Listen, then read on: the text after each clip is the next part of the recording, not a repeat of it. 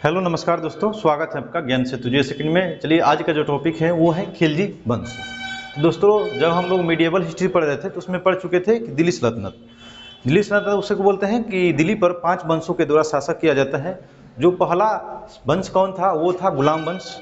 गुलाम वंश के संस्थापक कौन थे तो कुतुबुद्दीन ऐबक। और देख चुके थे कि गुलाम वंश के कौन कौन से प्रमुख शासक थे। इल्तुतमिश को देख चुके थे, राजिया सुल्तान को देखे थे, बलबन को देखे थे। तो उसके बाद आता है कौन सा वंश तो खिलजी वंश आता है। तो ध्यान रखिएगा कि जो गुलाम वंश था, गुलाम वंश के जो अंतिम शासक था उसका नाम है शमसुद्दीन कैमुर्स। शमसुद्दीन कैमुर्स। कैमुर्स ध्यान रखिएगा कि गुलाम वंश का अंतिम शासक, गुलाम वंश का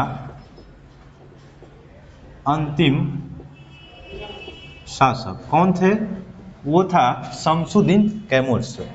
और इस गुलाम वंश के अंतिम शासक को हत्या कर जलालुद्दीन खिलजी के द्वारा खिलजी वंश की स्थापना की जाती है। तो ध्यान रखिएगा खिलजी वंश, खिलजी वंश की स्थापना जो की जाती है किसके द्वारा तो जलालुद्दीन खिलजी के द्वारा। खिलजी के द्वारा कब तो 1290 ईस्वी में। ध्यान रखिएगा कि 1290 ईस्वी में जलालुद्दीन खिलजी के द्वारा गुलाम वंश के अंतिम शासक शमसुद्दीन कैमुर्स की हत्या कर दी जाती है। कब तो 1290 ईस्वी में। तो ध्यान रखिएगा खिलजी वंश की स्थापना कब होती है 1290 ईस्वी में। और इस जो काल चलता है यानी इस वंश का जो समय चलता है, पीरियड चलता है, वो चलता है 1320 ईस्वी तक। तो ध्यान रखिएगा कि 1320 ईस्वी तक, यानी खिलजी वंश का काल कितना है तो 1290 ईस्वी से लेके 1320 ईस्वी के बीच चलता है। इसके बाद ध्यान रखिएगा कि खिलजी वंश के संस्थापक कौन थे तो जलालुद्दीन खिलजी। किसकी हत्या करके खिलजी वंश की स्थापना की तो शमसुद्दीन कैमुर्स जो गुलाम वंश के अंतिम शासक था। इसके बाद इस जलालुद्दीन खिलजी ने अपनी पुत्री का विवाह अलाउद्दीन खिलजी के साथ करता है। तो ध्यान रखिएगा कि विवाह यानी पुत्री का विवाह किसके साथ करता है तो अलाउद्दीन खिलजी के साथ। ध्यान रखिएगा कि जो जलालुद्दीन थे वो अपने पुत्री का विवाह किससे करते हैं तो जलालुद्दीन खिलजी के साथ करता है। और ध्यान रखिएगा कि इसमें जो प्रमुख शासक है वो है अलाउद्दीन खिलजी। तो ध्यान रखिएगा इस खिलजी वंश के प्रमुख शासक कौन थे जो सर्वाधिक विख्यात हैं वो है अलाउद्दीन खिलजी। इस अलाउद्दीन खिलजी के जो बचपन का नाम था, बचपन का नाम, इसका अलाउद्दीन खिलजी के बचपन का जो नाम था अली गुरसप्पा। ध्यान रखिएगा कि अलाउद्दीन खिलजी के बचपन के नाम क्या है वो है तो अली गुरसप्पा। इसके बाद ध्यान रखिएगा कि अलाउद्दीन खिलजी को द्वितीय सिकंदर भी कहा जाता है। तो ध्यान रखिएगा इन्होंने यानी अलाउद्दीन खिलजी ने अपने आप को सिकंदर ए सानी की उपाधि से धारण की थी। तो ध्यान रखिएगा कि सिकंदर ए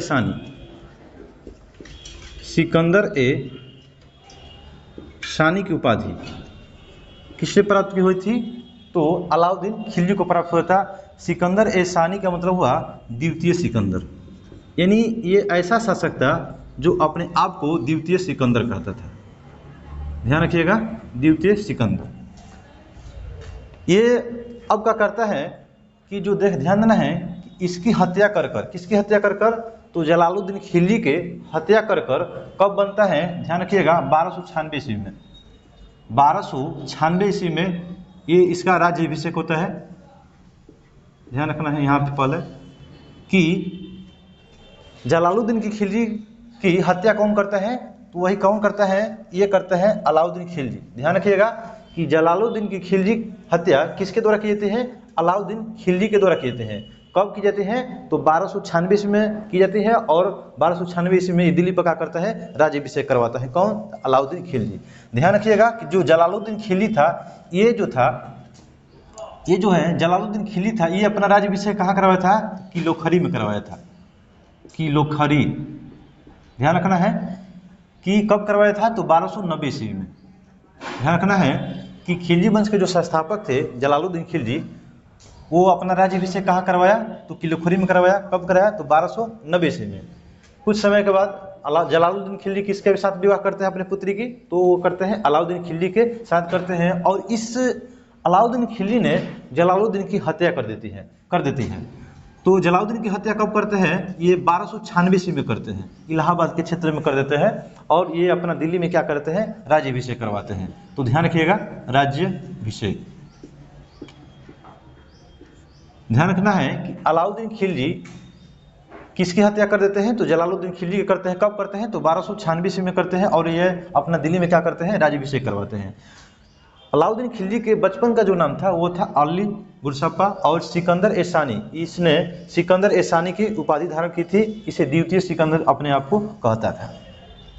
इसके बाद है कि हम लोग पीछे पढ़ चुके थे कि जब गुलाम वंश चल रहा था तो उसमें कुछ मंगोल आक्रमण हुए थे इल्तुतमिश के समय में। ये भी कहा होता है कि मंगोल फिर भी भारत पर क्या करते हैं? आक्रमण करते हैं। किस वंश में? तो खिलजी वंश में। तो ध्यान रखिएगा, ये कौन से शासक? तो ये थे अलाउद्दीन खिलजी। यानी अलाउद्दीन खिलजी के समय में अलाउद्दीन खिलजी, ध्यान रखिएगा कि अलाउद्दीन खिलजी के समय में पहली बार जो आक्रमण होता है मंगोलों का, तो वो होता है 1297 ईस्वी में। मंगोलों का आक्रमण कब होता है? तो 1297 ईस्वी में। 1297 ईस्वी से लेकर 1303 ईस्वी तक। तो ध्यान रखिएगा कितना वर्ष हो गया? 6 बार। तो ध्यान रखिएगा कि मंगोलों द्वारा खिलजी वंश में, यानी खिलजी वंश जब चल रहा था तो उस समय कितने बार आक्रमण किया गया था? तो 6 बार किया गया था। कितने बार?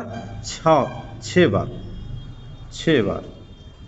ध्यान रखिएगा कितने बार किया गया था? तो 6 बार किया गया था आक्रमण दिल्ली पर।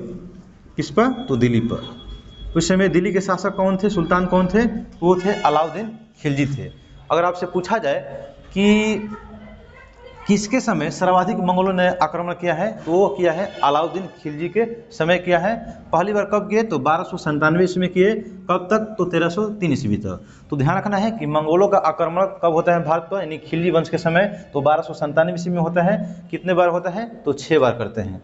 ध्यान रखिएगा। इसके बाद इस मंगोल आक्रमण में मंगोलों के विरोध में एक इसके सेनापति थे, जिसका नाम था जफर खां।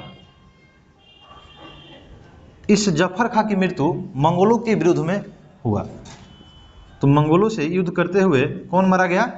तो वो थे जफर खां। ध्यान रखिएगा कि मंगोलों के विरोध में कौन मारा गया? तो वो मारा गया जफर खां।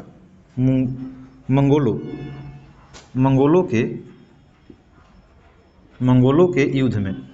ध्यान देना है कि मंगोलों के युद्ध में कौन मारा जाता है? तो जफर खां मारा जाते हैं। जफरपति क्या था? तो ये अलाउद्दीन खिलजी का सेनापति था। इसके बाद ध्यान देना है कि इसके बाद आप लोग को मालूम होगा कि जब ये गुजरात अभियान किया था, यानी अलाउद्दीन खिलजी के द्वारा जब गुजरात पर आक्रमण किया गया था, तो उस समय वहाँ से एक उसे व्यक्ति प्राप्त हुआ था जिसका नाम है मलिक काफूर। ध्यान रखना है। चलिए इससे पहले हम लोग समझते हैं पहले कि आप लोग को मालूम होगा कि जो मेवाड़ है, मेवाड़ की राजधानी कहाँ पे है? चित्तौड़गढ़ थी। तो मेवाड़ की राजधानी चित्तौड़गढ़ में ये आक्रमण करता है कौन? ये करते हैं अलाउद्दीन खिलजी। तो उस समय वहाँ के शासक कौन थे? तो राणा रतन सिंह थे। तो ध्यान रखिएगा कि चित्तौड़गढ़ में आक्रमण करता है कौन? तो अलाउद्दीन खिलजी। और वहाँ के शासक कौन थे? तो राणा रतन सिंह थे। और इसके पत्नी कौन थी? तो उसका नाम है पद्मावती। ध्यान रखिएगा, पद्मावती। नहीं, राणा रतन सिंह की पत्नी कौन थी? ये थी पद्मावती। और इसका निगाह किस पर पड़ता है? यानी अलाउद्दीन खिलजी का निगाह किस पर पड़ता है? तो पद्मावती पर पड़ जाता है। तो ध्यान रखिएगा इसके युद्ध में यानी अलाउद्दीन खिलजी के साथ कौन मारा जाता है? तो राणा रतन सिंह मारे जाते हैं। और ये जो देख रहे हैं पद्मावती, ये क्या कर लेती हैं? जौहर प्रथा कर लेती हैं। तो ध्यान रखिएगा जौहर प्रथा यानी आग में क्या करती हैं? सती बन जाती है। कौन? ये है पद्मावती। तो ध्यान रखिएगा कि चित्तौड़गढ़ के राजा थे कौन, राणा रतन सिंह, और इसकी पत्नी के नाम क्या था, पद्मावती। इस पर गलत निगाह किसका था, तो ये था अलाउद्दीन खिलजी का। ये अपनाना चाहता था किसको, तो पद्मावती को।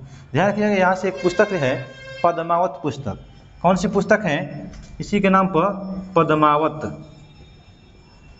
पुस्तक के लेखक कौन है, तो मलिक मोहम्मद जैसी। मलिक मोहम्मद जैसी। तो चलिए देखते हैं कि फिर इसके बाद कि मंगोलों का आक्रमण कब होता है, तो 1297 ईस्वी में होता है। कब, तो यानी खिलजी वंश के समय में 1297 ईस्वी में से लेकर कब तक, तो 1303 ईस्वी चल रहा है। मंगोलों ने खिलजी वंश के समय कितने बार आक्रमण किया, तो 6 बार किया। वो कौन शासक थे उस समय, तो अलाउद्दीन खिलजी थे। इसके बाद अलाउद्दीन खिलजी के एक सेनापति थे जिसका नाम है जाफर खां, और इसकी हत्या कब हो गई, यानी मंगोलों के युद्ध में ये मारा गया। इसके बाद है कि अलाउद्दीन खिलजी के द्वारा मेवाड़ के क्षेत्र यानी चित्तौड़गढ़ में क्या की जाती है, आक्रमण किया जाता है। किसके विरुद्ध में, तो राणा रतन सिंह के विरुद्ध में किया जाता है। और इस राणा रतन सिंह की पत्नी कौन थी, पद्मावती, और इसको ये अपनाना चाहता था कौन, तो अलाउद्दीन खिलजी। लेकिन ये क्या होती हैं, ये अपने आप को क्या करती हैं, जौहर प्रथा में झोंक देती है। इसके बाद ध्यान रखना है कि एक पुस्तक है इसका ही इसी के नाम से पद्मावत। इस पद्मावत पुस्तक के लेखक कौन है, उसका नाम है मलिक मोहम्मद जैसी। तो ध्यान रखिएगा। इसके बाद चलते हैं कुछ सुधार देखते हैं इसका अलाउद्दीन खिलजी के। बाजार नियंत्रण प्रणाली, बाजार नियंत्रण प्रणाली, ध्यान रखिएगा। बाजार नियंत्रण प्रणाली कर लीजिए या मूल्य नियंत्रण प्रणाली कर लीजिए। किसके द्वारा किया जाता है शुरू, तो मूल्य नियंत्रण प्रणाली। बाजार नियंत्रण प्रणाली एवं मूल्य नियंत्रण प्रणाली की शुरुआत किसके द्वारा की जाती है, ये किया जाता है अलाउद्दीन खिलजी के द्वारा किया जाता है। ध्यान रखिएगा कि ये एक ऐसा शासक था जैसे मतलब कि जो व्यापार करते थे या जो कम वजन तौलते थे, जितना कम होता था वजन उसको क्या करते थे, ये आदेश देते थे अपने सेनापति से कि जाओ जितना कम वजन तौला है उसके मांस को काट के लाओ। तो ध्यान रखिएगा ऐसा ये निरंकुश शासक था कौन, तो अलाउद्दीन खिलजी। जो व्यापारी कम वजन तौलते थे उन्हें क्या करते थे, जितना कम वो तौलते थे उतना ही उसका मांस काट दिया जाता था। किसके आदेश पर, तो सुल्तान अलाउद्दीन खिलजी के आदेश पर। इसके बाद है कि इस अलाउद्दीन खिलजी के द्वारा 4 अध्यादेश जारी किया जाता है। तो ध्यान रखिएगा, पूछा जाता है कि 4 अध्यादेश, ध्यान रखना है कि 4 अध्यादेश किसके द्वारा जारी किया जाता है, ये अलाउद्दीन खिलजी के द्वारा किया जाता है। जो पहला है वो है कौन सा, उपहार एवं दान। उपहार एवं दान में दी गई भूमि को वापस ले लेता है, वापस ले लिया। तो ध्यान रखिएगा कि 4 अध्यादेश जारी किया गया किसके द्वारा, तो अलाउद्दीन खिलजी के द्वारा। जो पहला था अध्यादेश वो था उपहार एवं दान में जो भूमि दी गई थी उसे क्या कर लेता है, अपने अधीन कर लेता है, यानी वापस ले लेता है। इसके बाद जो दूसरा है वो है गुप्तचर विभाग की स्थापना करता है। यानी इससे पता लगाया जाए, गुप्तचर विभाग के माध्यम से पता लगाया जाए कि जो प्रजा है, यहाँ की प्रजा है, वो सुल्तान के प्रति क्या सोच रखी है, इसके माध्यम से क्या किया जाएगा, पता लगाया जाएगा।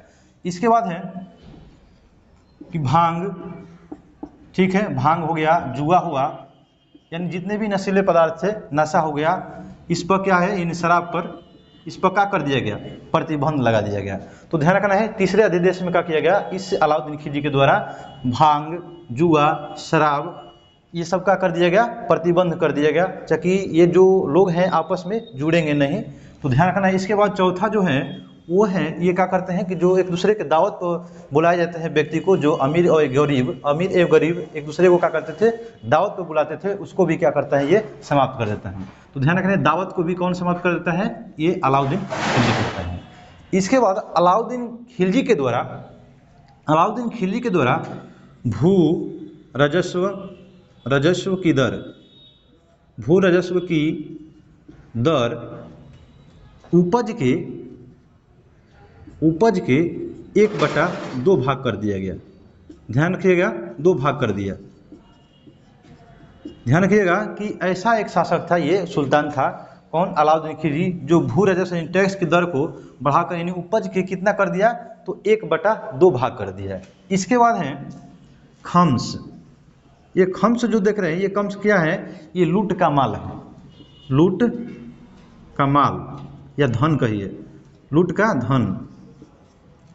इस खम्स में पहले जो था 1/4 हिस्सा यानी भाग सुल्तान का होता था, यानी इस सुल्तान कौन था?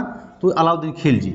लेकिन इस खम्स यानी जो इसके सेनापति थे या इसके जो भी सेनापति थे, सैनिक थे, जो धन लूट के लाते थे, तो उसमें 1/4 हिस्सा किसका होता था? तो सुल्तान यानी अलाउद्दीन खिलजी का। लेकिन इसने क्या किया कि इसका भी दर को बढ़ा दिया। कितना बढ़ा दिया? तो इसमें कर दिया 3/4 भाग, यानी कहने का मतलब है 4 में से 3 भाग किसका होगा? 3 भाग जो होगा वो सुल्तान का होगा और 1 भाग जो होगा किसका होगा? तो वो अन्य सैनिकों के बीच होगा। तो ध्यान रखिएगा कि खम्स पहले कितना लिया जाता था? 1/4 भाग लिया जाता था, किसके द्वारा? ये सुल्तान के द्वारा लिया जाता था। और इसके बाद बढ़ा के कितना कर दिया गया? सुल्तान के द्वारा 3/4 भाग कर दिया गया, किसके द्वारा? अलाउद्दीन खिलजी के द्वारा। इसके बाद है, ध्यान रखिएगा यहाँ से, इसके द्वारा 2 कर लगाए जाते हैं, 2 नई कर लगाए जाते हैं। तो 2 नई कर लगाया जाता है। कौन कौन सा है वो है देखते हैं। पहला है चराई कर। ये जो चराई कर लगा था ये लगा था दुधारू पशुओं पर। ध्यान रखिएगा, जो भी पशु चराएंगे उस पर क्या कर देना होगा? तो ध्यान रखना है दुधारू पशुओं पर। आपसे पूछा जाए कि 2 नई कर किसके द्वारा लगाया गया था? तो ये लगाया गया था अलाउद्दीन खिलजी के द्वारा। जो पहला है वो है चराई कर। इसके बाद जो दूसरा है वो है घरी कर। कौन सा है?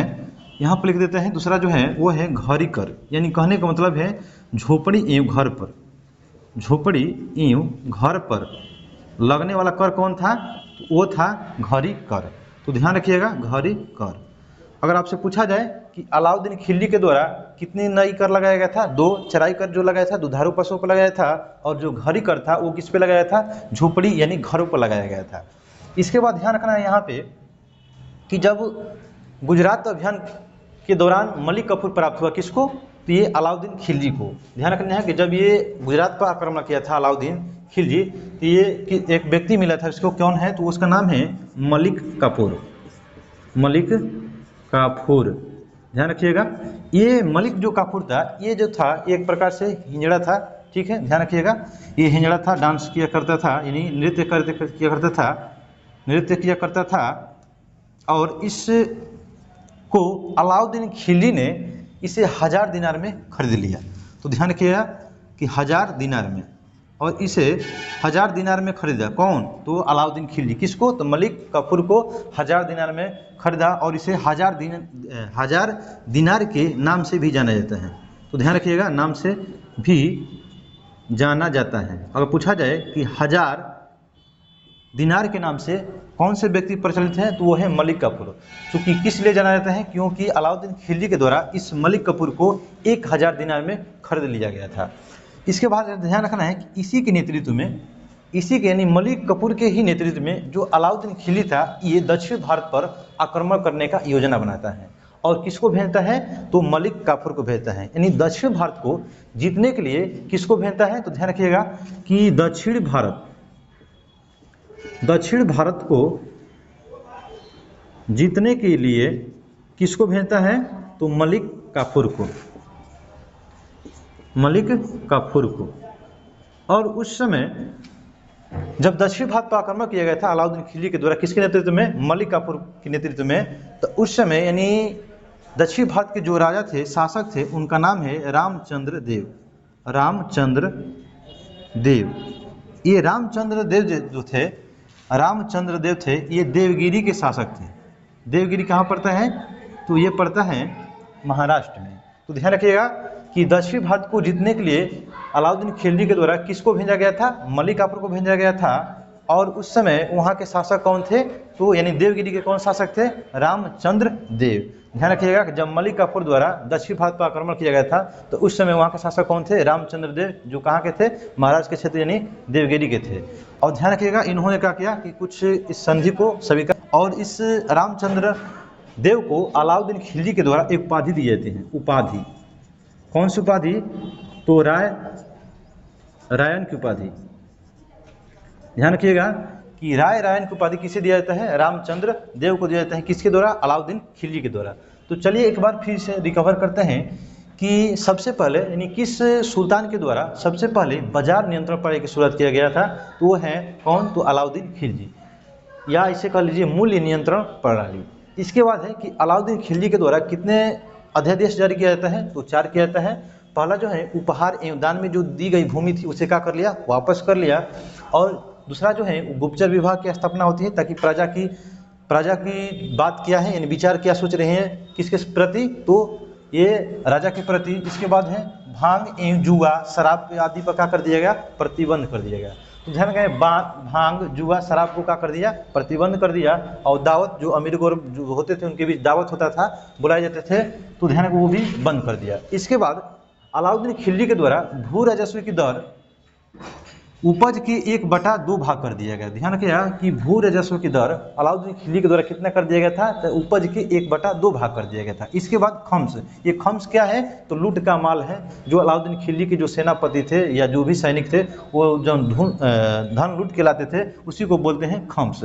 तो इस खम्स में जो पहले भागीदारी था सुल्तान का वो 1/4 भाग था, लेकिन इसे बढ़ाकर कितना कर दिया? तो 3/4 भाग कर दिया। ध्यान रखिएगा कि अलाउद्दीन खिलजी ने खम्स का भाग कितने बढ़ा के कर दिया? तो 3/4 भाग कर दिएगा। इसके बाद इस अलाउद्दीन खिलजी के द्वारा 2 नया कर लगाया जाता है। कौन सा लगाया जाता है? 2 कर लगाए जाते हैं। एक है चराई कर और दूसरा जो है वो है घरी कर। ये जो देख रहे हैं चराई कर, ये किस पे लगाया जाता है? तो दुधारू पशुओं के लिए लगाया जाता है। लेकिन ये जो देख रहे हैं घरी कर, यानी जो झोपड़ी है घर है उस पर कौन सा कर लगाया? तो ये है घरी कर।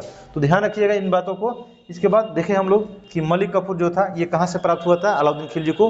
तो कहाँ से प्राप्त हुआ? गुजरात से हुआ था। और इस मलिक काफूर को कितने में खरीदा था? तो वो 1000 दिनार में खरीदा था। इसे 1000 दिनार के भी नाम से जाना जाता है। और दक्षिण भारत को जीतने के लिए अलाउद्दीन खिलजी किसको भेजता है? तो उसको बोलता है, किसको भेजता है? तो मलिक काफूर को भेजता है। और उस समय दक्षिण भारत के कौन थे? जब अलाउद्दीन खिलजी दक्षिण भारत पर आक्रमण करता है तो उस समय दक्षिण भारत के शासक कौन थे? रामचंद्र देव। और वो कहाँ के शासक थे? तो देवगिरी के शासक थे। और अलाउद्दीन खिलजी के द्वारा रामचंद्र देव को कौन सी उपाधि दी जाती है? तो है रायन की उपाधि दी जाती है। दोस्तों हम उम्मीद करते हैं कि ये वीडियो आपको पसंद आएगा, और अगर हमारा वीडियो ये पसंद आया तो आप हमारे चैनल को सब्सक्राइब करिएगा और वीडियो को लाइक करिएगा। ठीक है, देखने के लिए थैंक्स।